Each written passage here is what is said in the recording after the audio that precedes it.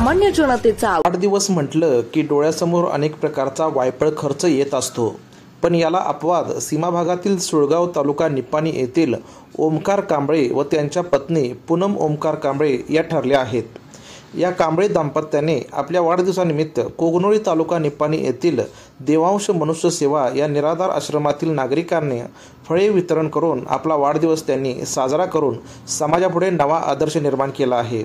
या केलेल्या उपक्रमाबद्दल त्यांचे सर्वत्र कौतुक होत आहे। या कार्यक्रमाला प्रमुख उपस्थिती भारतीय बौद्ध महासभेचे कोल्हापूर जिल्ह्याचे प्रवक्ते बोधाचार्य बबलू कांबळे व रमेश कांबळे हे होते। यावेळी बोलताना बबलू कांबळे म्हणाले, समाजातील दुर्बल घटकांच्या सोबत आपला वाढदिवस साजरा करून त्यांना फळे वितरण करणे हा खरोखरच आदर्शवत उपक्रम असून या उपक्रमाचे अनुकरण समाजातील इतर लोकांनी करावे।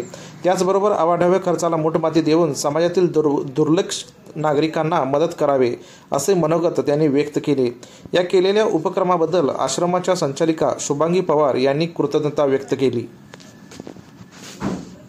आज आमचे मित्र आयुष्मान ओमकार कांबळे सुळगाव व त्यांच्या सुविद्य पत्नी यांचा काल आणि आज असा त्यांचा दुग्ध शर्करा योग हा वाढदिवस या ठिकाणी देवांश मनुष्य समाजसेवा निराधारांचा आधार कोगनोळी वृद्धाश्रम व अनाथ आश्रम या ठिकाणी त्यांनी म्हणजे दुर्बल घटकांना, समाजातील जे दुर्बल घटक असतील त्या दुर्बल घटकांना या ठिकाणी फळे वाटप करून एक चांगला आदर्श या कुटुंबाने या ठिकाणी घातलेला आहे।